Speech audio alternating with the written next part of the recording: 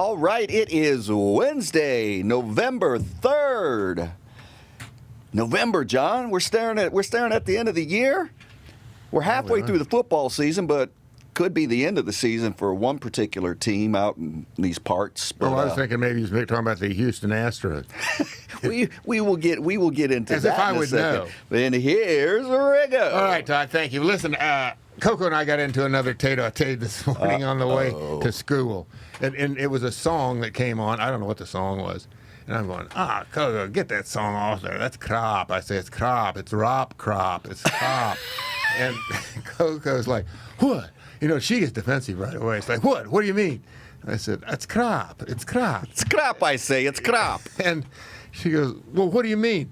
And I said, look, I don't like rap. And then she goes, well, wait a second. You got to get your story straight. You know, you say you don't like rap and that you like something. And then who is it? The guy that said, I be knowing you, you be knowing me, John Riggins? The late, great Biz Markie. Biz Markie. Okay. So let me tell that story. Brief interruption here. We did an appearance out at FedEx Field, a very highfalutin private appearance about 2 summers ago. And then as we're making our way into the end, who's coming out? Here's coming out.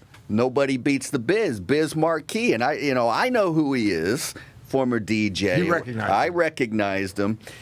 You were oblivious, and Hannah and Coco and your daughters are there, and they're like going, and I think Hannah recognized him too, and he goes, hey, John Riggins, don't act like you don't be knowing me. We be knowing each other for a while now. Is that what he said? Yeah. And we were crying, laughing. And you're like, hey, what's going on, man? You had just no idea who he was. And your girls were so thrilled. They're like, oh, my God, that's Biz Markie. Good dude. Good dude. Rest in peace, Biz. He was. He really was a good guy. Unfortunately, I didn't know him because I hadn't really listened to his music. Then there's the other guy that go, make me act the fool up in here. DMX. We got to pour another one out for our other homie. Yeah, so my point being is Coco's busting on me I'm going, well, yeah, I guess I do kind of like some rap. But then, I drop her off at school, and finally I kind of, and then I kind of got to backtrack a little bit. And so, well, yeah, Coco, you got a point there. I guess there is some rap I actually like. But for the most part, I don't. It's Riggo-approved rap.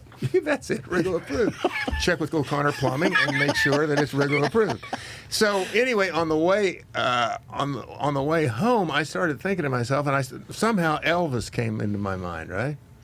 So I'm thinking about Elvis, and I'm thinking to myself, I started thinking about Hound Dog and the lyrics. Now I got to tell you, I don't remember the lyrics. I'm gonna read the lyrics here in a second, but I remember it's you ain't nothing but a hound dog, and you ain't no friend of mine. You ain't nothing but a hound all dog. the time and crying. But I always thought he said and crocking all the time, crocking. And I was going to ask you, Todd, what's he mean by crocking all the time? But I looked up the lyrics, said crying all the time. I was going to say the lyrics were not that sophisticated. There wasn't that many. Here, listen.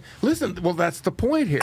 You ain't nothing but a hound dog crying all the time. You ain't nothing but a hound dog crying all the time. Well, you ain't never caught a rabbit, and you ain't no friend of mine. Now start with this. And repeat. What the hell is he talking about? You ain't never fought. What's he talking about? You ain't never caught a rabbit. Is he talking about a woman, or is he talking about is he talking about a literal dog? I mean, is there something in here? I don't know. And get inside Elvis Aaron Presley and who wrote it. Maybe he did. This is like almost #1 on the chart. Oh, it was humongous. And then it starts when they said you were high class. Well, that was just a lie. When they said you were high class, well, that was just a lie. By the way, was is the wrong verb there. It should be you were high class. You can't be too careful with this. You ain't nothing. You ain't never caught a rabbit, and you ain't no friend of mine. Now, like you said, those 2 stanzas are repeated two more times. And there you have a record, and a hit record. So I got to give. So I'm thinking to myself, I'm going, well, now how do you define when you get into music? I remember the late Eddie. I had his name. Not Arnold. I'm thinking the artist Eddie Arnold, but Eddie Gallagher. You remember Eddie Gallagher? Oh yes, legendary. Legendary DJ. Who was blind. Well, he went blind at the end, but he had really poor eyesight. I worked with Eddie for a while. Oh, that's right. I'd go over in the mornings, and Eddie'd play hits, and me and him would talk and all. DC 101, and he was on the AM side. Exactly. And so when I was done with the Greaseman, I would go over with Eddie for a while. I did that for a year or two. And Eddie, how's that for a contrast and compare? Nino Greasemanelli and Eddie Gallagher.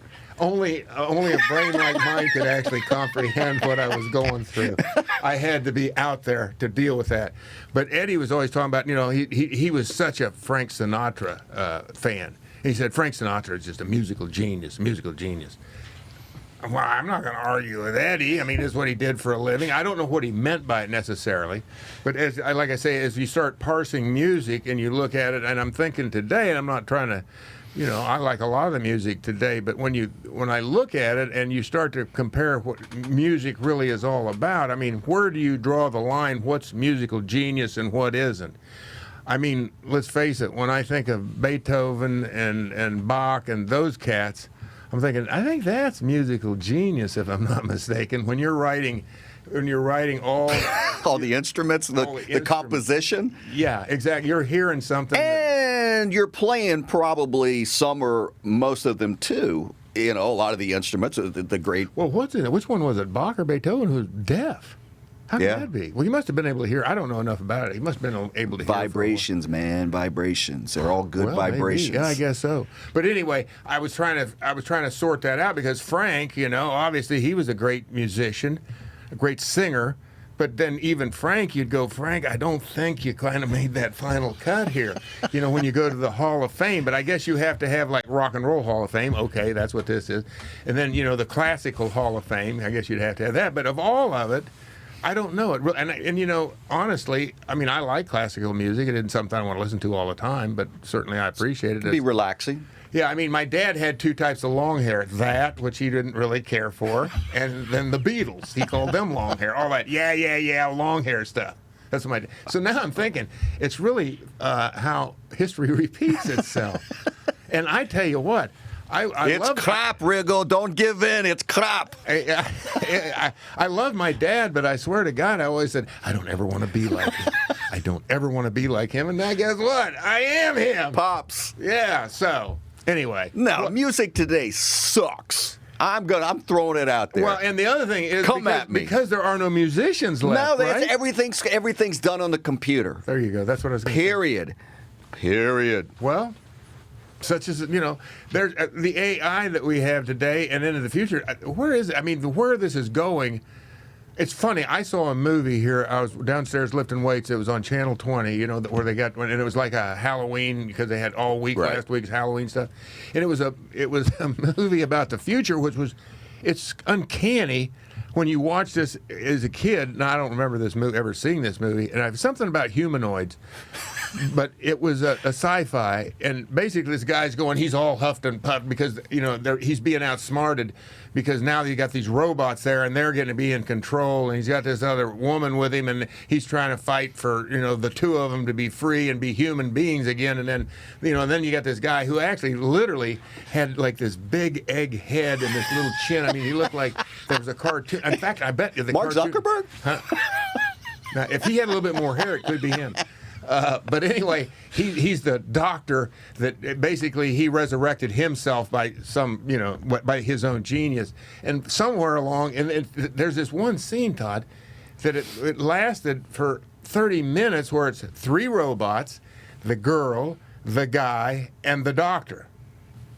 A 20-minute scene. I'm thinking, and they're all is just nothing but dialogue, and the robots were talking like a robot would, but they're very intelligent robots.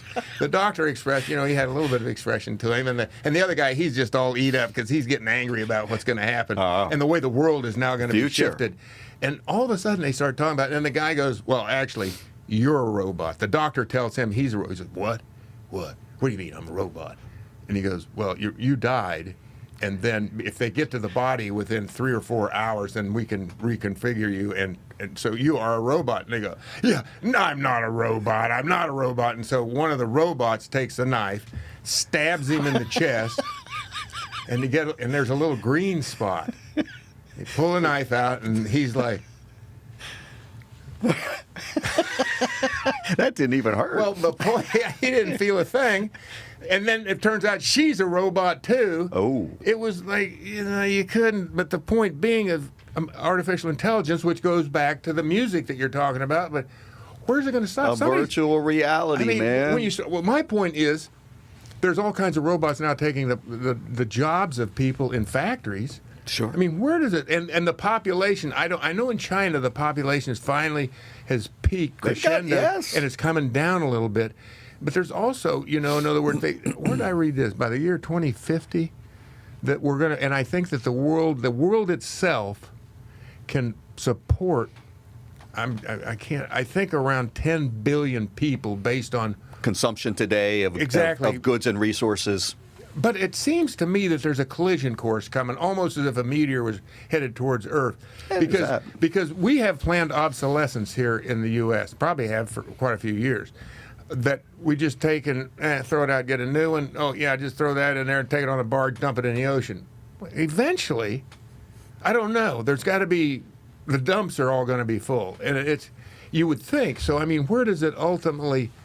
Well, where does it go? And the AI being what it is, will that survive humans to a point where it can go wherever it needs to go to the ends of the universe? Because the other thing you got to throw into this, I think there's about 500 million years left in our sun. 500 million years. Get your tan on now, people. Huh? Get your tan on now. My wife's into it. That's why we're building a swimming pool. She's definitely going to get her tan. Well, she can.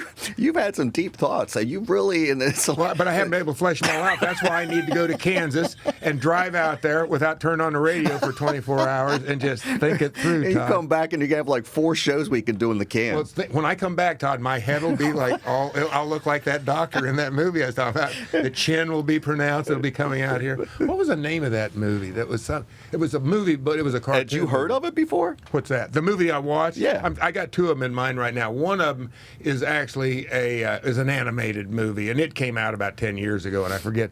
It's some guy who's, he was an evil genius, but he had the big head for the brain, all the huge brain he had.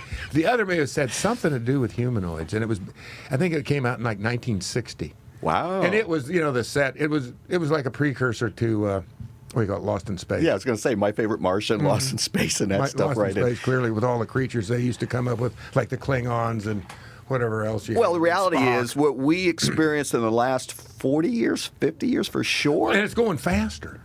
John, you can take the last 50 years and then all of humanity prior to that, and what has happened here in the last even 20 or 25. You can't. Something's going to give. It won't be in our lifetime, unless we're going to live to be about 250, 240. You think that's where? I don't know. I'll tell you what. The way it's going, it could be faster than you think. I mean, who knows, really? I don't have any idea. That ain't stuff I do. Not really. I'm better at that, though, than talking about football, but that's a whole other story.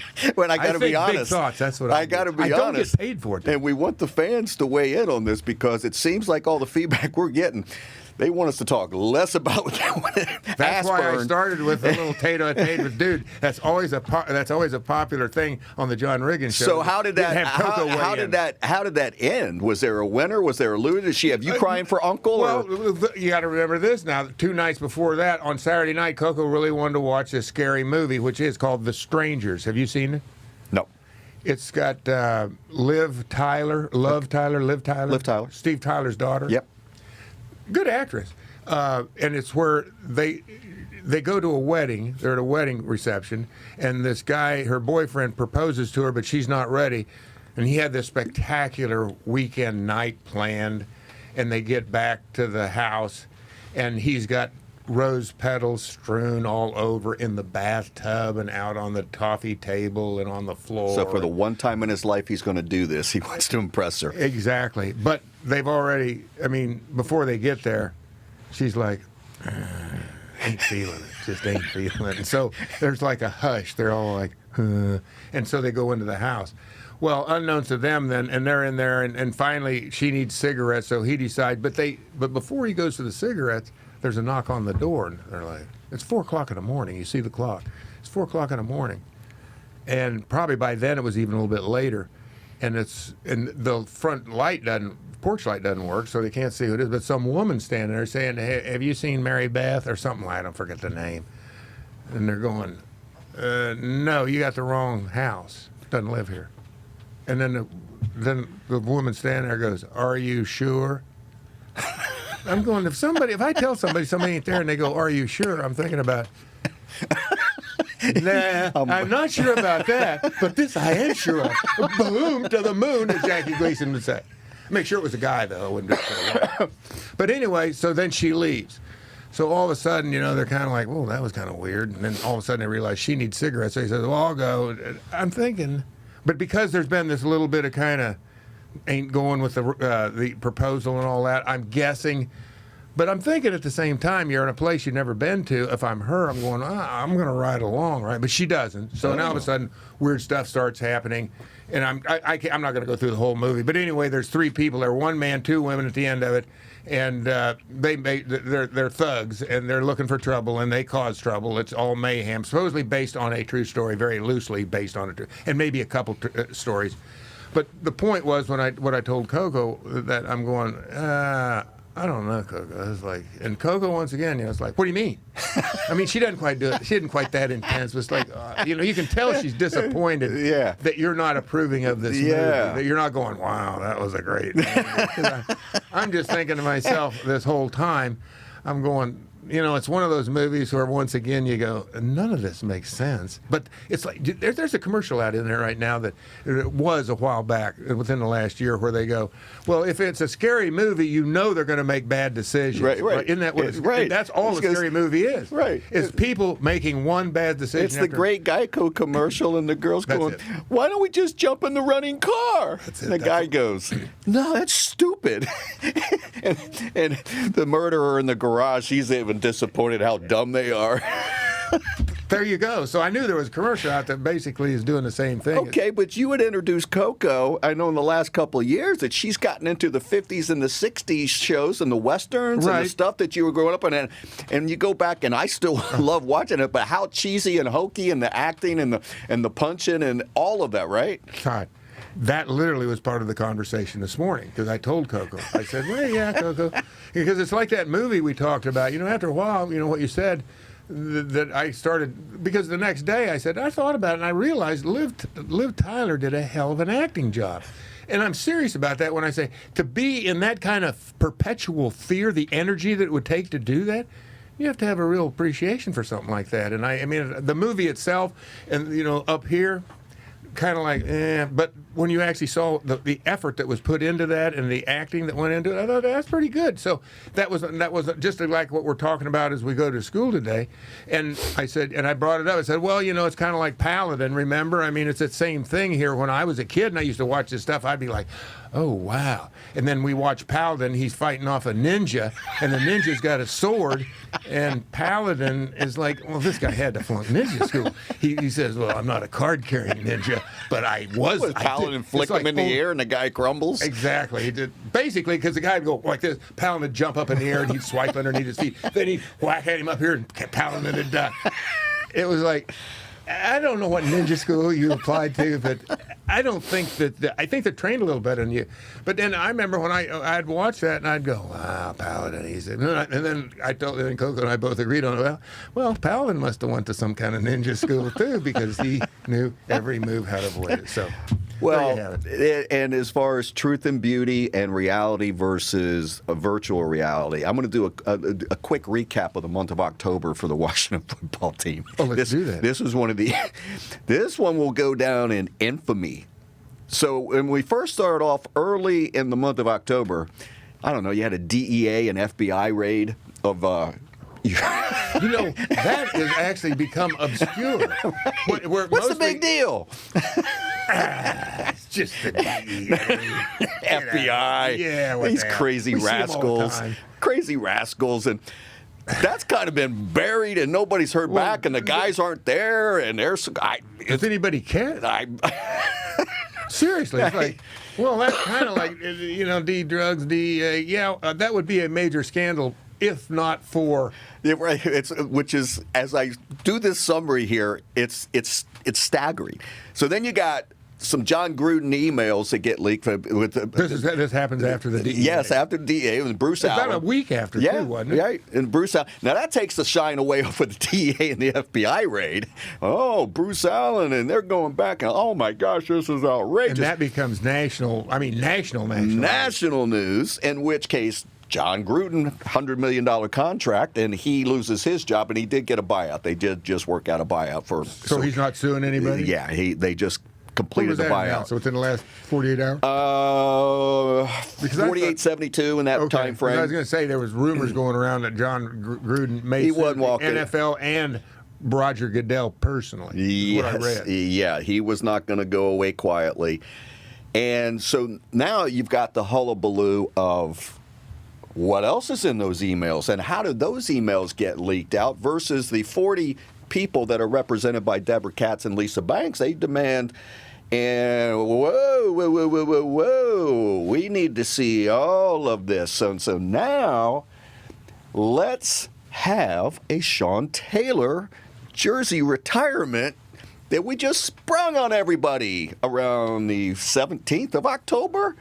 And now people are going, wait a second, we're just learning about this Sean Taylor. We're renaming There's no John Riggins Boulevard. There's no Darryl Green. I don't want to have to, pay the price to get a boulevard named after me. That's not it. That's okay. I got the John Riggins Avenue in Centralia. And that's probably as good as that's right. It should get, and actually as good as it's going to get. So now they're under the fire and the microscope nationally once again because everybody's laughing at them going, wait a second, you just sprung this on everybody. You got players, former players, you were part of the alumni group, knew nothing about this. That has been invited for this particular weekend. For the alumni homecoming weekend, in which they now spring this about 4 days prior to, and so now they're in the spotlight and the headlines for all of that. And now you've got the lawyers that have turned up the heat on and with Goodell at the owners meeting last week, stood up there and basically lied. Basically lied as called out in evidence by Deborah Katz and Lisa Banks and her 40 plaintiffs saying, wait a second. No. We forget your NDAs and we want full accountability off of all these other emails, everything that John Gruden becomes the poster child for this, had nothing to do with getting this settled over here. Goodell, a week ago, stands up and does also. Now Congress, supposedly tomorrow, has requested all the documentations. That was supposed to be due tomorrow? Yeah, November 4th. That was it. Now, you know what's fascinating, John? I haven't said one thing about anything on the field. Well, no, not one thing. And why would that be? Not one thing. Because they didn't win a game. and on top of that, or did they? They did not win a game. Yeah. They did not win a game. I don't know where to begin. Where things are. I mean, I was just literally before we started, I'm thinking to myself, I don't know if I was playing on a team. I mean, there were times when it was pretty bad in New York when we were losing so much, and the press up there was just just roasting the Jets, and I forget exactly. It wasn't necessarily individual players as much as it was the franchise ownership. I forget what it was. But here, and I'm trying to put myself in the position of being a player here on a team that is going through this. And and for the coaching staff as well. I mean, on one hand, I think fans just focus on what they see on Sunday, but there's something, there's a cloud. An aura. That has descended and settled upon Ashburn, I'm guessing, where it's like a bunch of no-goodniks. Not that these guys aren't trying, but somehow they aren't. They can't get it done. I mean, it's almost like witchcraft, if you will. You can't. I've never heard of a team that actually has gone through anything like this in a month's time. I mean, it's unique in this country, maybe in the world. I don't know. And as a player, I mean, once again, and then as I say all this, I realize, well, who cares? If you're a player, which I told you this, 3 weeks ago, guess what? At this point, you do this. You pull your horns in, keep your head down, and you do your job. And guess what? The sun will come up eventually, and you'll either be there, part of the group, or guess what? Somebody will tell you, that's right. Kind of like Hoppy, Dustin Hopkins. Hopkins? Is that his name? Hopkins. First name was Dustin. Don't start with me again. So, my point being is that they'll say, guess what? The coach wants to see you bring your playbook.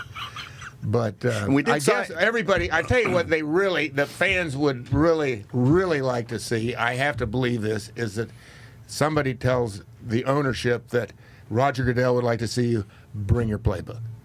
That's what I think most people would like to see. Which makes you wonder. It would be. It's really the only way out for this franchise. I mean, when I say the only way out, it's just going to be I can't imagine the next time this team will ever get close to a Super Bowl. Oh, yeah. When you talked about, what do you call it, it won't happen in our lifetime. Right. The other thing may happen before the AI takes over, may happen before this franchise will ever see a Super Bowl. You may have a point. I don't see where they get there. I don't see. It's so tainted, it's so corroded that and I don't know who that coach is that could come in here. I mean, look at the coaches that have tried. I mean, you've got two guys that won Super Bowls, multiple Super Bowls. Right. You know, you got old Joe who came in and couldn't do anything. Right. You got Mike Shanahan. He couldn't do anything. What's that tell you? I mean, there's a lot of Marty Schottenheimer, another guy, never made it to a Super Bowl, but certainly a coach. A quality coach, no matter what. I mean, personally, I wouldn't have necessarily cared to play for Marty, I don't think, because the ego was a little bit too big, that he had to be in such control of everything. But I got to give him his due. The guy knew what he was doing as a coach. No denying his success everywhere he went. Yeah, I mean, and that's everywhere of he all went. the people. I mean, he's the guy that falls in with, like, Bill Parcells is another one. Guys that went wherever they went, they made winners. They turned teams around. That's right. There's not a lot of guys you can say that about, but those two for sure. There may be some other ones I can't think of them right now. But anyway, my point, getting back to what I'm saying, is. What more is there? It just keeps floating along, you know, like a garbage truck going to the dump, and you're going, whew, boy, I wish this thing had every time we think it can't get worse or lower. But to outline what I just did in the month of October, which had nothing to do with necessarily what's on the field, it's kind of all you need to know. And there are bad organizations, there's bad products, and everything that we do and consume. And the fans have finally, it's stunning the depths that this has fallen to. Attendance, TV rate, nobody cares anymore. Love me, hate me, don't ignore me. That's it. And finally, the fans, and God bless them, people, nobody wants this, but at some point, if you keep consuming it, then you're part of the problem. Well, the thing I can't help but thinking about, though, is like anything else, is there needs to be a cleansing of this whole thing. And the NFL Inc. I don't know how, you know, is Roger Goodell basically a puppet? Probably for the most part he is. I think actually about 128 million. I could be a little puppeteer. I'd love to be a puppet. But my guess is that, you know, he's only going to do anything if he's told to do anything, is my guess. And so is the bigger picture, the corporate shield, is it in danger of perhaps not being impregnable as everybody wants to think it is, because there's so much going on in these emails that have been yet to be, you know, seen the light of day? Because to me, that's what it all gets down to. Put the stuff out there. Let everybody go through it and see what you're dealing with here. And if you would do that, a ground zero, just scorched earth policy, right, and start building. And if it is the current administration, that, you know, if there's something that's correctable there, okay, that's one thing. But if you can see that this is, you know, like now I'm not meaning this figuratively. I mean literally. I mean this figuratively. If it is in fact a criminal enterprise, and like I say, I mean that figuratively, not literally. Yes. Then you got to get rid of the bad guys. I mean, that's what I think. That's what the league owes to the fans, certainly of this franchise, and to the rest of the NFL. Because in a way, it's not fair to the league in general, because it's so difficult to put a product on the field that is competitive with the other teams. Teams right now, they get to play Washington. They're going, okay. Yeah. I ain't got no problem with this. Now watch them in 2 weeks turn around and knock Tampa Bay off. Huh? How'd they do that? How'd they do that, Todd? The legend of Heineke is back. And our kicker... Maybe he can only play against Tampa Bay. Our kicker blew it. He will actually have more kicks made than kicks blocked. By then? That's another thing. We haven't brought that up. That's another that poor bastard. Poor Dusty. Dusty, how drunk was he sitting at the bar watching He was remember I texted you 2 weeks ago. He was like the preacher in Caddyshack when he missed the putt, and he showed him up back like, "Never tell a sailor he's had too much to drink, because it's nobody's goddamn business." He said, "Okay, preacher." And you know Hopkins is going to blow up. He'll probably go on a streak now of just whoever next job he gets, he'll probably kick the game winner in the Super Bowl. That's the way it'll probably work out. Sad but true. Sad but true. So we'll see what happens with congressional. Let's see if that ends up being like a Facebook, Twitter, congressional finger wag where nothing gets done and nothing's done. But I think this is different. This has a different feel and smell because I cannot get over the fact, from an integrity standpoint, in the NFL, oink, that they don't want. They're tired of this nonsense. Deflategate, all the penalties, all the binders. And you got 40 human beings at a minimum? Over a football. Human beings. 4 pounds of air, wasn't it? Yeah. Or 3 pounds, 2 pounds of air. And so you got, these human beings whose lives have been impacted. We know a bunch of them. I know a bunch of them. And it is, you have no written report. You have nothing. And here's Danny Boy saying, well, actually, I wasn't suspended, and I'm still at the games or whatever. It's smoke and mirrors, and nobody is believing your bullshit. I don't think so. I mean, I said the only way, well, I don't know. Maybe once again, if you play dumb long enough that people lose interest, you play dead, so to speak, the bear walks off. But I would be curious to see if the Congress really goes after this, and gets out, the proctoscope or whatever it is. Yes, indeed. Yes, indeed. All right, Riggo. So I asked you if you had watched any of the World Series. Because I always watch the baseball playoffs. So you were watching some of the playoffs leading up to this? Yeah, and was rooting for Atlanta. I did actually want to see the Dodgers initially and see what's happened with Trey Turner and Max Scherzer out there. But Atlanta, great run, and their manager, I think he's been with the Braves organization for like 45 years. Is that right? As a minor league manager. I mean, this is a lifer, has held like every position in a management within their minor league system and bench coaches and that. And to see this gentleman, they won it last night. But something that caught my eye, and I got an email on this, and you do your memorabilia shows and your autograph signings, and just did one. Yep, you sure did, out at the Dulles Expo Center. Yep. And so I get an email from MLB, and they're alerting me to this special auction that's going off. And I go down this rabbit hole of things that Major League Baseball is authenticating, and they auction off. So we're going to take a look at a few of the items, and I got to get your feedback. Like foul balls and stuff like that. Oh my goodness! Wait till you see this. Yes. So here's item one. All right, John. Our first item up for bid. We're going to do a little prices right here. This is a World Series baseball from Game 3, and I've cut off the pitcher, but batter was Freddie Freeman of the Braves. And it was the bottom of the third, and he hit a single to center field. So that is a game played ball. Okay, but in other words, they were told to take it out of play? You got it. Current bid, $2,860. And it's signed? For that baseball. Let's see. I believe that one, it is signed. That's a good thing. That is I find it pretty absurd, but that's a good thing because there you go. The memorabilia world is doing just fine. Oh my gosh. Okay, so that's my retirement plan. All right. Well, we're going to get into some of your items here. All right, stand by. Here comes number 2. Okay. Our next item up for bid, John, is a game used. This is a third base. Now, this was used in innings 7 through 9, as noted by the official World Series marker on there. So is that when they changed the bases? Yeah. Now, at the 7th inning? They are changing them every inning. For this, they changed the bases every inning? They changed. I'm speculating on that, but I don't think. Listen, it's like anything else. If there's a market for it, we got 9 third bases. We got every inning.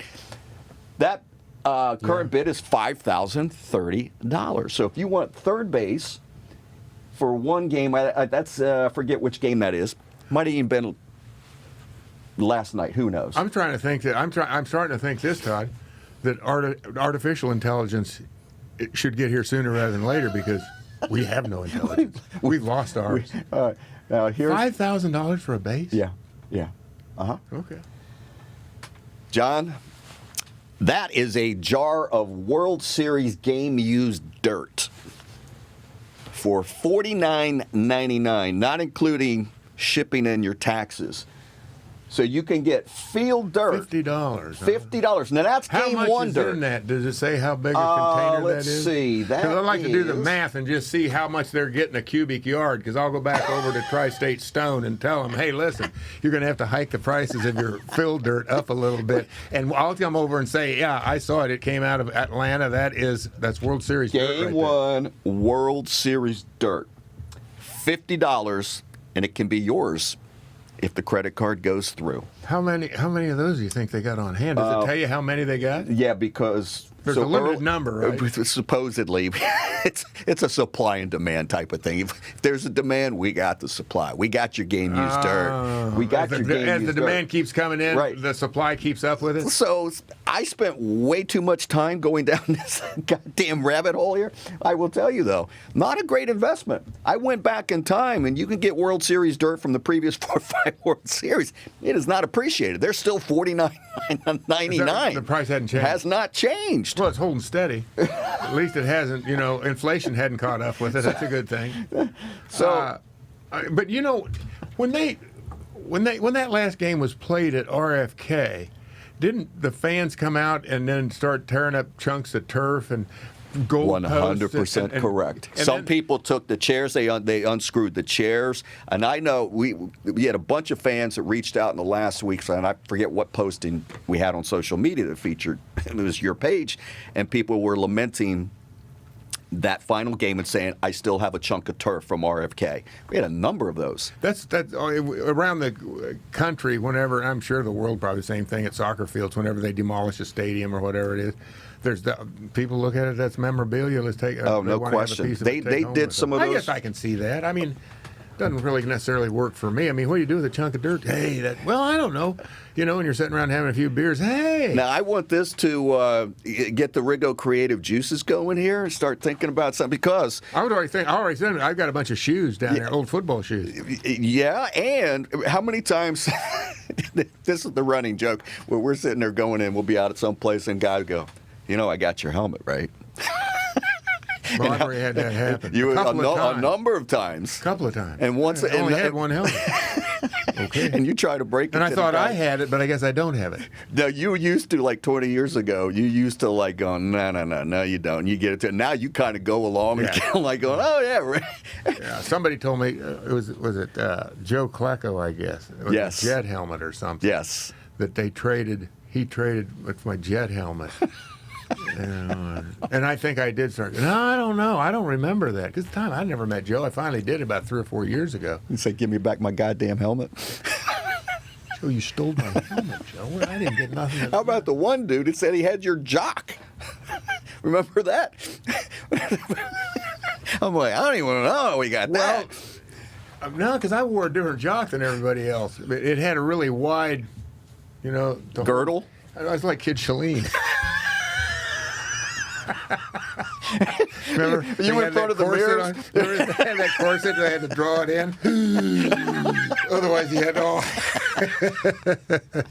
Yeah, that was me. Was that like Bugle before the game or what? Now John suck it in. Come in. Hey, everybody, we need a couple guys back here. We're going to draw Riggins' corset in. Okay, I'm ready to go, Coach. All right. Well, I want you to put that. Maybe this will be some good Kansas driving when you head out west and think about some stuff that we can sell that touch the big guy. What are we doing next week, by the way? Just out of curiosity, because by then will the Congress be knee deep in the what do you call it? I can't think of the word. Inquisition. Well, I was actually trying to the viscera is what I was trying to. That's when you open something up and you're doing a vivisection and you're into the viscera. Basically, going to be an interesting times, like I said. Are they going to throw the franchise on the operating table and Let's open her up, boys, and see what's in here. Yeah, it ain't going to be good. Oh. We'll figure out something. So until next week, it's Riggo saying, I'm out of here.